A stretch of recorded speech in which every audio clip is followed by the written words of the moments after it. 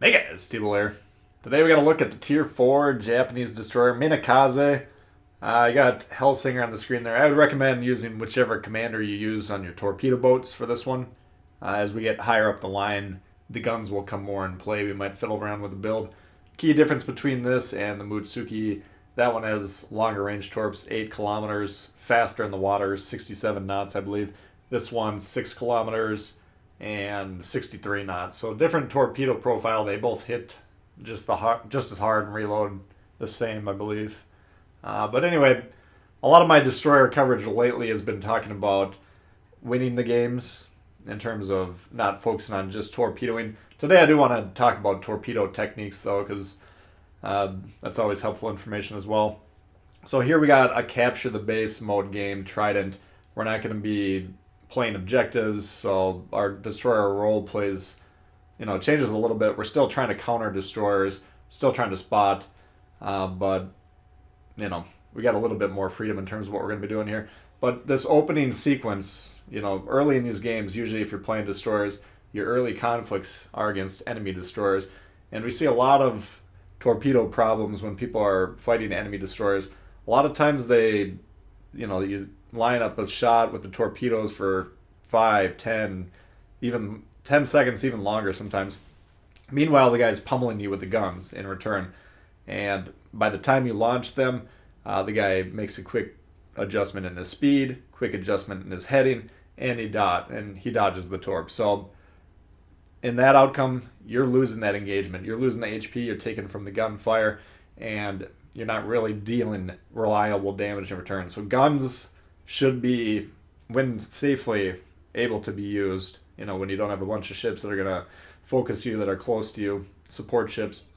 That should be your primary armament in these destroyer fights. Then get the torpedoes down. You're going to see in these engagements here early in the game, how long am I taking to aim these things? We're just throwing them down there. Like, for instance, right now, the twist and track suggests there's a destroyer over there. Before we even knew where he was, we just threw him down. And these serve 2 purposes, 3 purposes, whatever it is. Distraction factor, that's something for these guys to focus on, and we're going to see that later.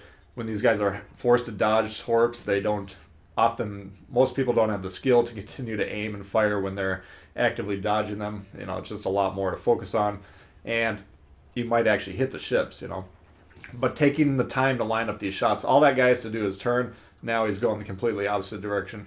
But you can see just that blind fire shot. We actually wound up being a lot closer to actually hitting that guy than it ever looked like we were going to be until just a few moments ago. Yes, they went behind him, but the likelihood of these destroyers continuing on into a straight line, not altering their path, low. So your odds of hitting them are just as good by throwing them on any random line, And if you can put yourself in the mind of the enemy destroyer player, you might get a little bit of an edge in terms of predicting where they're going to go.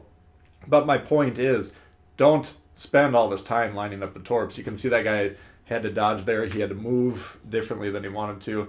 Potentially that led to him getting spotted. Whatever happened, we're going to see it, 2 or 3 times in this game where these destroyers, they got to kind of put down, whatever else they're working on, shooting at whoever, trying to torpedo whoever. They got to focus on dodging those torps, and then, meanwhile, hopefully we're pummeling them with the guns, and that's when we build that advantage that we were talking about earlier. Now, so far, taking a lot of damage. We haven't done much damage. In terms of pure HE trades, we're down. We've only done 3.5k damage, and we've taken about 6k. So, not looking so hot here. But again, Fubuki, we're spotting him. He's closing in on us. We're just sailing away. We're just putting those torpedoes down randomly. We took about 2 seconds to aim these things.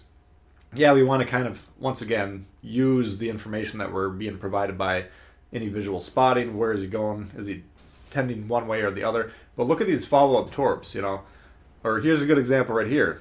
Trying to dodge those. So now he's got multiple guys shooting at him, and you can see he's not taking the time to aim. He has to drop, his rate of fire. That gives us the advantage. We're going to start piling on him here, and meanwhile he's missed a full cycle of shooting his guns. There you can see the shot goes off finally. It's just a distraction factor. But now watch the follow-up shot there. We just randomly put them out there. There's multiple ships in the area, and Gaidi, right as the ship on the right-hand side of the screen blows up, we're going to simultaneously hit him. You can see we pop him there for 2/3 of the health. Again, these, I wasn't really aiming at the guy today. I wasn't really aiming at anything. We're just kind of putting them down in the direction we think these guys are going to be in the area of. And that one destroyer, the Fubuki, I believe, had to dodge. He had to, slow down what he's doing. It kind of raises the stress level for a lot of players. So that kind of led to his demise. This guy took a major shot with the torpedo, and now look at his health. He's going down, and we're going to pummel him with the guns. The heat started coming in a little bit our way, so we popped the smoke, and we do have nearby ships that can spot these guys, so we can use that smoke effectively. But in these destroyer versus destroyer engagements, focus on shooting the guns, and if you can get those torpedoes off in between the reload, that's when it's really the sweet spot, because they can't really detect them when you launch them. They don't really know, should I dodge now? Should I wait another salvo? What's going on? That just kind of adds to it's more taxing mentally for them. A lot more to focus on. So these torpedoes, we're just kind of sending them out there. If they hit something, cool. If they distract someone, cool. If they force someone to angle towards those torps, presenting the broadside to someone else, boom, they get hit by those guns. So there's a lot of function that these torpedoes do. But destroyer versus destroyer play usually almost always comes down to who's using the guns more effectively. The torpedoes, you send them out there, it's just kind of random. Do I dodge them? Do I not? Does he dodge mine? Does he not? Those are just randomized factors. But what you can really control is using those guns. So rather than, just taking 5, 10, 15 seconds to line up these salvos, send them out there on reload. Just send them out then in those directions. If you got twist and track, that little half moon thing in the top there, Commander Perk Slot 3 and a lot of the destroyer commanders, that's more information that you can use. That's just additional clues as to where you can aim. Now you can see what's going on. We're kind of transitioning more to a torpedo or a battleship torpedo type fight. Now we got a guy in their cap, so our team's doing a pretty good job there. They're all tending to go assault, so it's kind of my responsibility being aware of what's going on. I recognize these guys could push into the base. You never know. Things could go awry. Our guy down south could get reset. If no one's back here to reset these guys, we could lose. But torpedo-wise, they're coming towards me initially, right? So we're just going to send those salvos out there. The first one, I'm kind of thinking maybe if I send them out there, we'll ward them away from the base. We don't want them on here because, once again, uncertainty creeps into the equation once they're making those scoring type plays. But look at this. It's not a bad spread, not a perfect spread, but typical horizontal spread there. And when those battleships are coming towards you, we get one. And we were kind of lucky to get one torpedo strike. But as we've disengaged, we continue to go north, and we are also trending to the east. Now, part of our crew is getting a little scared here, so we dropped them off at port.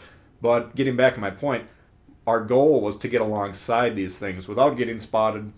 Had we not hit this island, unfortunately, we would have gotten out of there safely without getting spotted. They wouldn't really know what's going on. But look at this. Instead of one torpedo strike, 2, 3, 4, looks like 5, and a he gone on the Congo. So that's what we want to be trying to do. Keeping an eye on getting alongside these ships. Now the California, it's kind of obscured right there, but I'm looking on the map. He seems like he's trending north. I don't know if he's trying to react to me and hunt me down. We got a little close there, so we did get spotted, but I kind of aimed those torps right at the edge of that dead body. I'm thinking maybe if he's chasing me, he's going to turn hard right around that thing, come straight towards us. So that's kind of the aim point for that one. We do wind up seeing he gets a high caliber, so he's shooting someone else down range. Instead of trying to counter the destroyers, which he should be doing, he's going against battleships, which are going to take him too long to kill, and it ends up costing him there. So those are two different scenarios. Battleship torpedoes, much more predictable in their movements. We take a little bit more time to aim, more strategic. Destroyer torpedoes, counter-destroyer torpedoes, spit them out there. You never know, but that's the purpose. We're just trying to get them out there in as much quantity as we can. Anyway, that's a look at that one, guys. Hopefully you did enjoy it. If you did, please hit the thumbs up. New to the channel, consider subscribing. Lots of World of Warships coming all the time. Questions, comments, leave below. Love to hear from you guys, and we'll see y'all later.